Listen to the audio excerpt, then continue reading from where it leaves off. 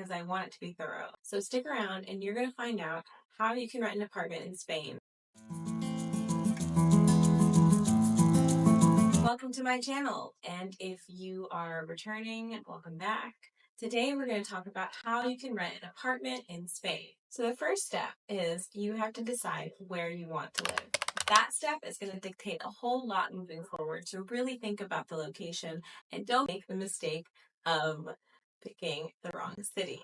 Step 2 is once you've decided where you're living, do a quick scan of the prices online, do a quick search, and really look at what you are offered at your price point. I'm going to put some of the websites that I looked in the description. Some of them are Idealista.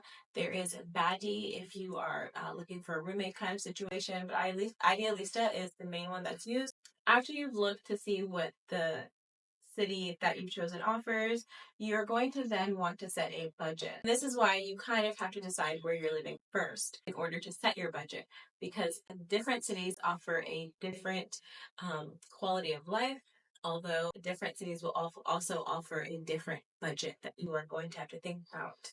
On top of understanding your budget and what you'd like to pay, you should understand the entire amount that you're going to pay. So that includes deposit or fianza, any agency fees, and the rent. So legally speaking, deposits are actually allowed to only be 1 month. However, because you're a foreigner and you're kind of at the mercy of whoever it is you're renting from, say if you don't have a job in Spain, or if you are not, you're a digital nomad, or you are retired, or you're on the NLB, whatever your situation that makes it so you are an odd character, you may have to pay more for that trust because they don't know you. You could just leave the country. So generally, because of that, there is an extra added month deposit for foreigners. So I would expect to pay 2 months of deposit as well as the month of rent. Sometimes you may have to pay the end. Depending on where you're dealing with, say you're in Catalonia, they may ask for 6 to 10 months, even up to 1 year. So do think about that, and your location will dictate how much that is. In the south, it's a lot better because there are so many expats in this area. So not too many people try to pull a fast one on you, but never say never, because there is still a lot of people who will do that and will try to scam you. You contact the landlord or the agency depending on what route you are going. If you are a foreigner or an expat, like me, if you're an American and you are just starting out, I recommend looking at individual landlords. We actually rented our place that we're in right now through an agency. We got really lucky. Some agencies are like that. I will say you'll find more of them like that in the south here in Andalusia. 9 times out of 10, you're going to want to go with an owner instead of an agency, because an agency will require a bit more paperwork, and so your file might not be as strong. It might just be easier for you. They'll ask for less information. Agencies want so much information sometimes. Once you have what the place is, you've found a landlord, you found an agency, you are going to want to get your documents together, and this includes your NIE, which is important in this process. You do not have to be a resident. You don't even really have to have a visa to have an NIE, but you do have to apply for it, and everyone in Spain has one. That's not a tourist, obviously. If you are buying something or you are renting an apartment or any kind of rental process that's not like a vacation rental, you're going to need your NIE. So after you've gotten this documentation, you are going to prepare bank statements, your business contracts, or anything showing that you have income if you are not employed. If you are employed, your employment contract works just fine. They do like to see people that work in Spain. And the thing about renting apartments, though, even if you have everything in line and correct, if you don't get the place fast enough, someone else just might get it that's also qualified. Once you have your documents in hand, this is the time that you are going to want to schedule your visits or do your online visits if that is what you set up. So you want to make sure that the place is real. You want to make sure that you still like it and you still like what it looks like, obviously, after all of this work that you've done.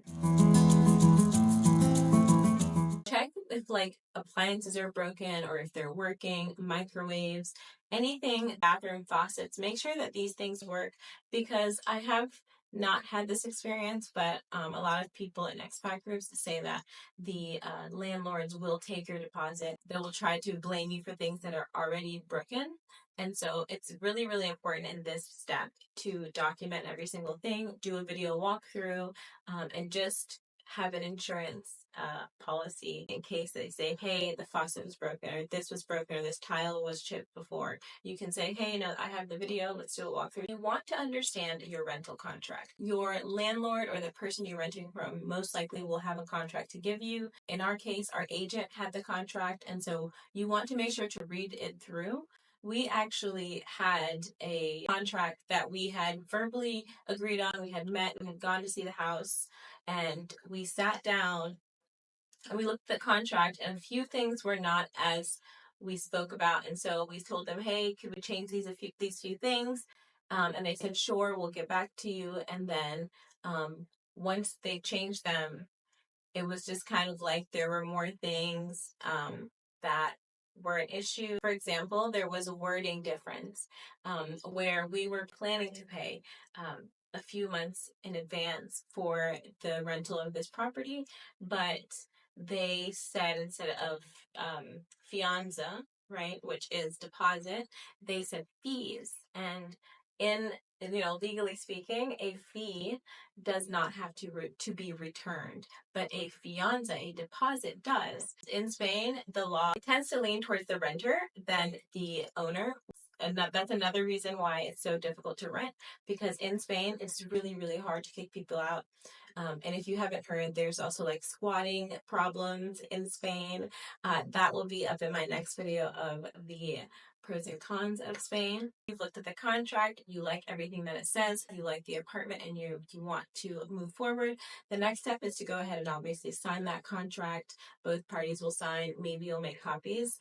Do keep your copies. Very important that you keep your copy, so that at the end and during your lease, if there are issues that arise, you are able to look at that contract and say, oh, this is how it goes. Since you are a resident of Spain, it is time to register your lease. So this is what you will use for the T&E card. If anyone's interested on how that process goes, please let me know in the comments, or any other processes that you would like for me to talk about. You should negotiate everything. Everything is negotiable. That means you can ask about pricing, and the worst they can say is no, or they could be offended, obviously, but ask for things to be changed. For example, maybe you want the Wi-Fi included, or you want the water included. Negotiate, negotiate, negotiate. And you just might find that you get the deal of your dreams. Beware of scams. Beware of fake owners, or anyone that is posting properties that they're on vacation, they can't show you, or you have to send them the money and they'll give you the key. Beware that there are people like that out there. Yes, the prices in Spain are very low, but if it looks too good to be true, then it most likely is. If there are no other properties in the area that are that price, because in Spain, you can get a 3-bedroom apartment for 450 euros a month. Depending on what area you're in, it's most likely the rural areas, but if no other apartments, 3 bedrooms, 2 bedrooms are near that price at all, and they say they're $2,000 a month, then that's most likely a scam. People are not in the business of generosity when they get into real estate. Please subscribe and make sure you turn on notifications so you know when I post new videos.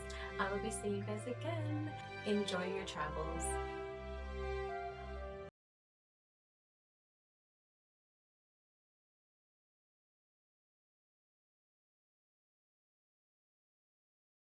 Travels.